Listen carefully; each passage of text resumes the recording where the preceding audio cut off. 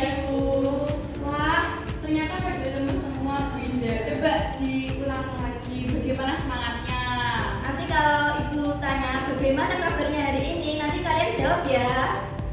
Ya Bu. Jawabnya seperti ini. Alhamdulillah, luar biasa, Allahu Akbar. Bisa?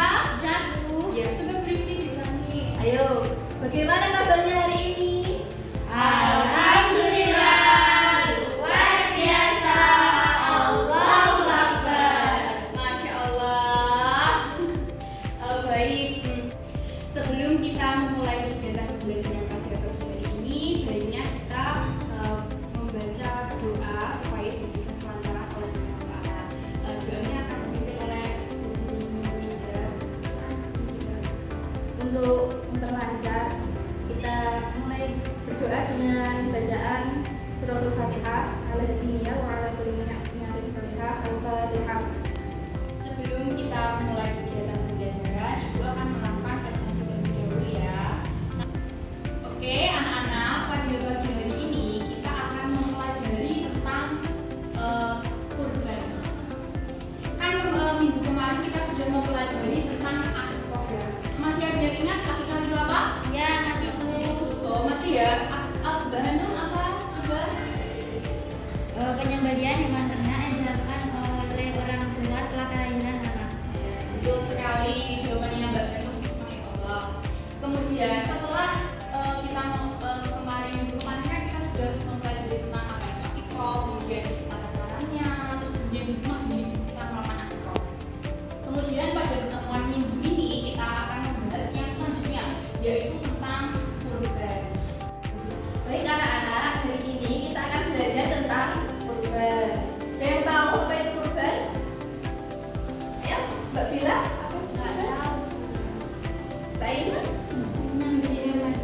Ya, bagus, Masya Allah.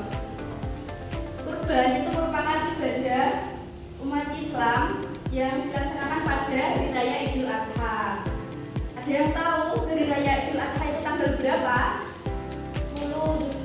Ya, bagus, Masya Allah. Jadi, kurban itu merupakan ibadah yang dilakukan oleh umat Islam untuk mendekatkan diri kepada Allah.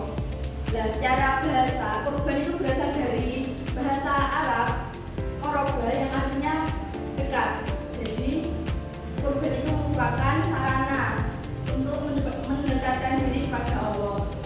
Nah, ibadah kurban itu dilaksanakan pada tanggal 10 Dzulhijjah, 11, 12, dan 13 Dzulhijjah.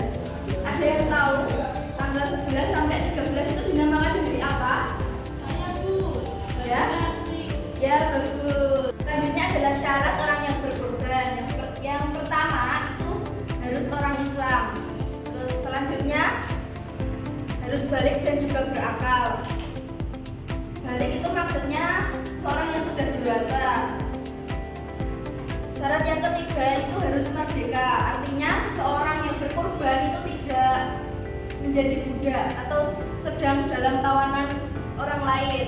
Untuk syarat yang terakhir yaitu mampu. Artinya orang itu mampu untuk membeli atau menyediakan hewan untuk dijadikan berkorban. Selanjutnya adalah hewan-hewan yang dijadikan kurban. Ada yang tahu hewan apa saja yang bisa dijadikan untuk berkorban? Tahu Bu. Ya. Kambing. Kerbau. Sapi. Jadi syarat hewan kurban itu untuk unta minimal itu berusia 5 tahun dan telah memasuki tahun ke-6. Untuk sapi itu usia minimal 2 tahun dan telah memasuki tahun ke-3. Untuk domba itu berusia minimal 1 tahun atau 6 bulan bagi yang sulit mendapatkan domba yang berumur 1 tahun. Nah, untuk kambing itu berusia minimal 1 tahun dan telah memasuki tahun kedua. Nah, dengan catatan hewan yang dijadikan kurban itu harus sehat, tidak cacat, tidak sakit, dan juga tidak hamil. Kemudian selanjutnya adalah tentang tata cara penyembelihan hewan kurban. Yang pertama adalah hewan kurban itu ketika akan disembelih harus memenuhi syarat. Syaratnya yang sudah dijelaskan tadi, syarat-syarat hewan kurban. Yang kedua adalah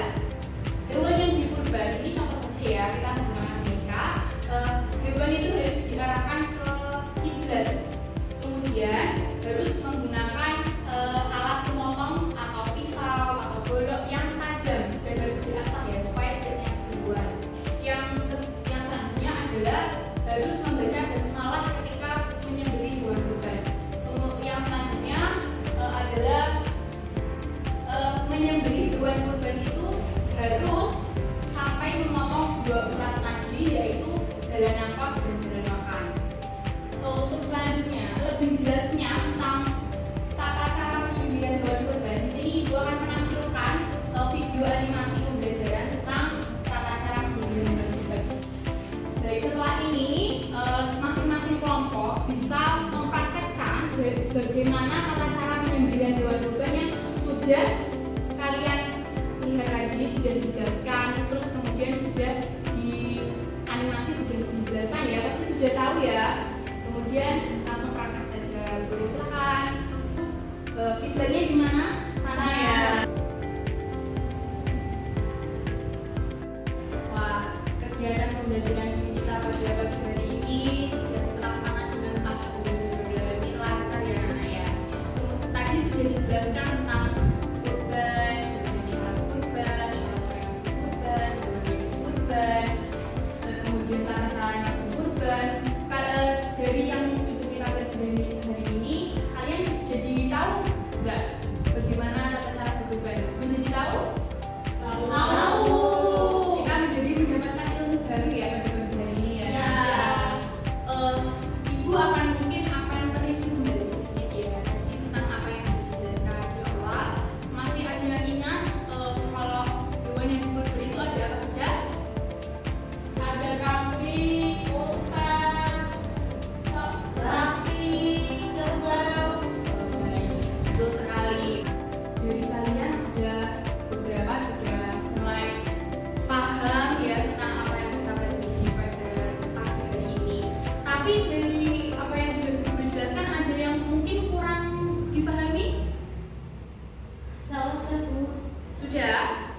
Dari pemaparan materi, kemudian praktek, itu ada kesulitan tidak?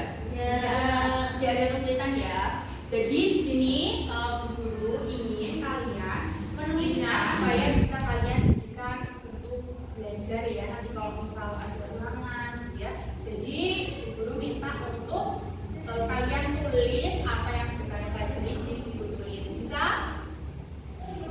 Nanti kalau misal setelah guru cek di buku tulis kalian ternyata masih ada yang kurang lengkap, nanti kita lengkapi bersama-sama untuk belajar bersama-sama.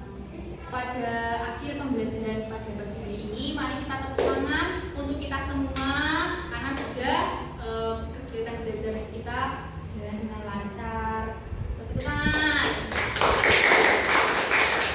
Semoga apa ilmu yang kita dapat pada pagi hari ini bisa menjadi bermanfaat untuk kalian dan juga untuk guru. Alhamdulillahirobbilalamin. Akhirnya kita sudah sampai pada akhir proses pembelajaran pada hari ini, yaitu tentang materi kurban. Alangkah baiknya kita mengucapkan hamdalah bersama sebagai rasa syukur karena sudah selesainya pembelajaran hari ini.